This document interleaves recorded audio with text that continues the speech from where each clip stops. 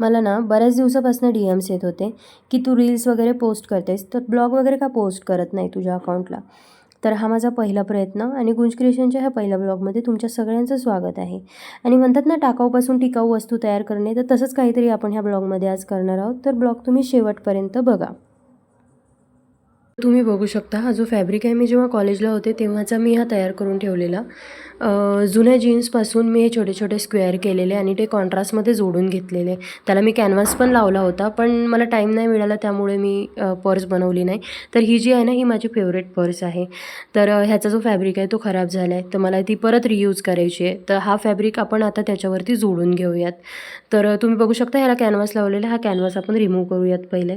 तर canvas remove केलेला आहे. आता जे आहे ह्याच्या बॉर्डरला आपण एक फोल्ड करून घेऊयात आणि ती फोल्ड केल्यानंतर आपण ह्याच्यावरती जोडूयात पर्सवरती हा कापड.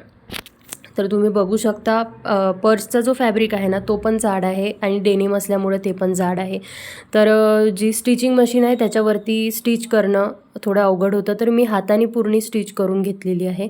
फ्रंट साईड झालेली आहे आणि आपल्याला बॅक साईड पण फील करायची आहे. बघू शकता, दोन्ही पण साईड फील झालेले आहे. मधली जी बाजू आहे ती पण आपण फील करून घेऊयात. एक छोटी पट्टी बनवली आहे त्यासाठी आणि ती पण फील करून घेतली आहे. बघू शकता, वरची स्पेस थोडी रिकामी दिसत होती, तर आपण त्याच्यावरती ब्लॅक कलरची जी सूट होईल त्या पर्सला, ते ब्लॅक कलरची लेस पण आपण वरतून लावून घेतली आहे. तुम्ही बघू शकता फायनल लुक.